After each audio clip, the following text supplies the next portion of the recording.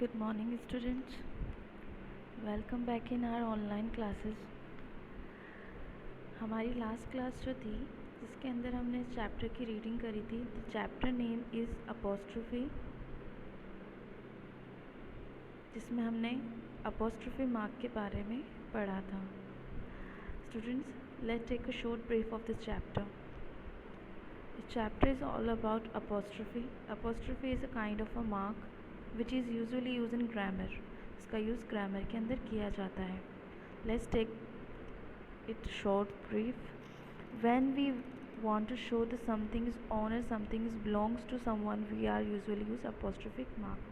मैंने आपको बताया था कि apostrophic mark इस तरह से होता है और उसके बाद as का यूज़ करा जाता है जिससे कि किसी थिंग का पर्सन के साथ, लिविंग थिंग के साथ कनेक्शन क्रिएट किया जाता है. बिलोंग्स टू पोजीशन दिखाया जाता है, उसका उससे रिलेशन बताया जाता है कि वो चीज़ उसकी है. उस सेंटेंस को मॉडर्न, शॉर्ट एंड क्रिएटिव बनाने के लिए इस तरह से यूज़ में लिया जाता है. हमने एग्जाम्पल्स भी देखे थे.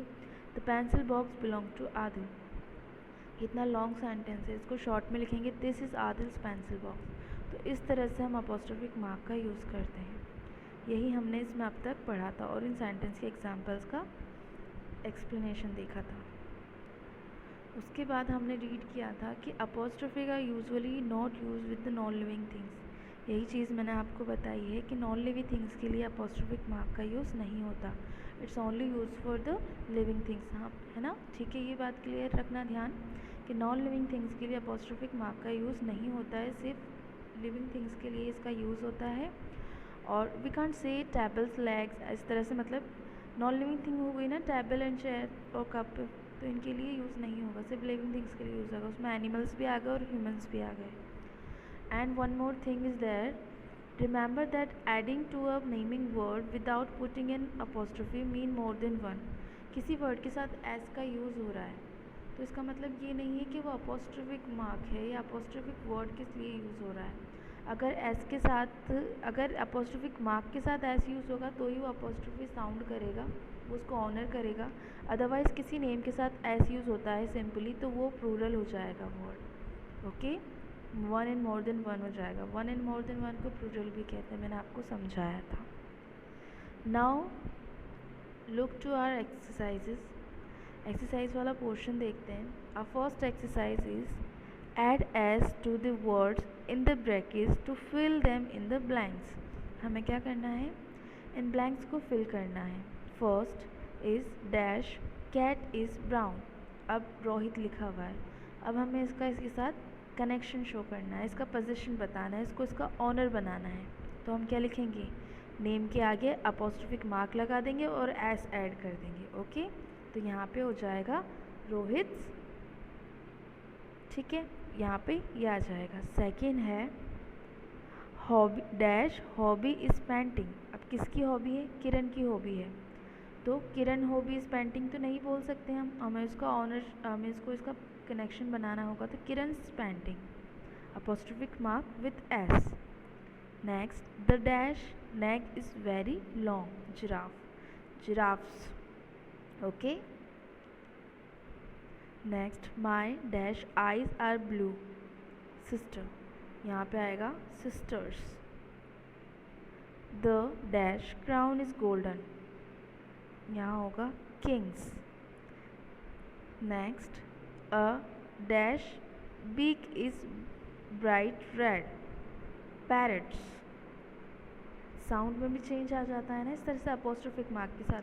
हमने यूज़ करा Rohit, Kiran's, giraffe's, sister's, king's and parrot's. इन सेंटेंस को फिर से रीड करते हैं. Rohit's cat is brown. Kiran's hobby is painting. Giraffe's necks, the giraffe's necks is very long. My sister's eyes are blue. The king's crown is golden. A parrot beak is bright red. Okay, so इस activity में हमें सिर्फ अपोस्ट्रोफिक add करना था जैसे कि यहाँ पे लिखा हुआ है. नेक्स्ट है put apostrophe in this sentence. अब ये सेंटेंसेस लिखे हुए हैं, इन सेंटेंसेस में अपोस्ट्रोफिक मार्क नहीं लगाया गया, डायरेक्ट उसके साथ एस ऐड कर दिया गया है। तो हमें क्या करना है, इसको नोटबुक में नहीं करना, आपको सिर्फ इसी के बीच में सिंपली देखिए, सिंपली यहीं पे इस मार्क को सिस्टर्स और एस के बीच में ऐड कर देना है, लाइक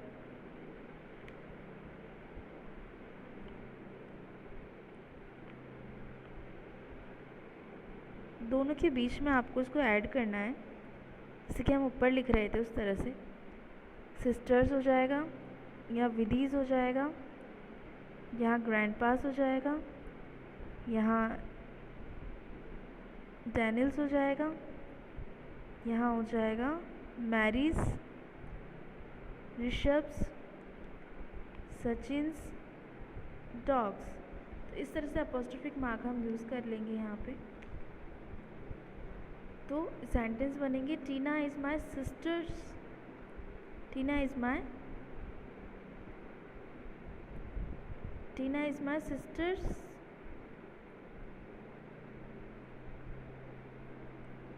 इस तरह से हम इनको यूज़ करेंगे तो क्या होगा, सेंटेंस एक न्यू ट्रांसलेशन देंगे। It's like Tina is my sister's friend, क्योंकि यहाँ पे अपोस्ट्रोफी आ जाएगा। इज़ इट विधीज बर्थडे, दोनों नेम और एस के बीच में मार्क आएगा, okay. Did you find grandpa's spectacles, Daniel's age shoes are too big. अब देखो, आप कहेंगे कि यहाँ पे भी अगर एपोस्ट्रोफिक मार्क यूज हो जाए और यहाँ पे भी यूज़ हो जाए, तो यहाँ लिखा हुआ है स्पेक्टिकल्स। स्पेक्टिकल्स क्या होते हैं, चश्मे। और हमने क्या रीड किया था कि नॉन लिविंग थिंग के लिए अपोस्ट्रोफिक मार्क का यूज़ नहीं होता है, तो वही चीज़ यहाँ पे फॉलो हुई है। सिर्फ लिविंग थिंग के लिए यहाँ पे अपोस्ट्रोफिक मार्क का यूज़ हुआ है। वही यहाँ पे डैनियल एंड शूज़, तो यहाँ पे शूज़ के लिए अपोस्ट्रोफी यूज़ नहीं हुआ, डैनियल के यूज़ हुआ है। Mary's watch is have a round dial. I have seen Rishabh's new bicycle. Sachin's birthday is tomorrow. The dog's fur is brown. तो इस तरह से ये एक्टिविटी है हमारी, जिसके अंदर हमें सिर्फ अपोस्ट्रोफिक मार्क को ऐड करना है। नेक्स्ट देखिए, यहाँ है practice putting apostrophe S in the right place. हमें क्या करना है, हमारे पास वर्ड्स ऑलरेडी लिखे हुए हैं, ब्लैंक्स के जस्ट नीचे लिखे हुए हैं, बट हमें इनके साथ अपोस्ट्रोफिक मार्क एस यूज़ करना है। तो हम किस तरह से यूज़ करेंगे, हम यूज़ करेंगे चिल्ड्रन, यहाँ हो जाएगा चिल्ड्रंस, तो यहाँ ऊपर ब्रैकेट में हम चिल्ड्रंस लिख देंगे। Dog dog's, worker worker's, Arjun Arjun's, student student's, lion lion's. इस तरह से हम अपोस्ट्रोफिक मार्क का यूज़ करेंगे। तो सेंटेंस कैसा हो जाएगा, the children's book, the dog's tail, the worker's wags, the Arjun's mother, the student's grades, the lion's mane. इस तरह से ये एक्टिविटी कंप्लीट करनी थी स्टूडेंट्स।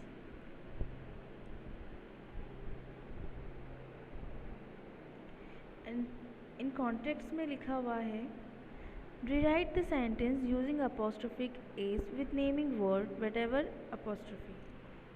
इन लाइन्स में जहाँ पे नेमिंग वर्ड्स हैं, like Rani,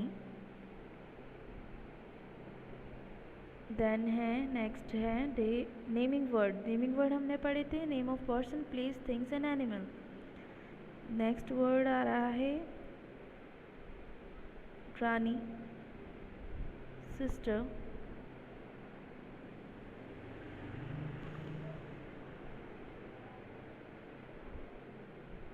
then next name आ रहा है राजू, फादर। इस तरह से इसको एक्सरसाइज को आप करने की कोशिश कीजिएगा, ये आपका होमवर्क है।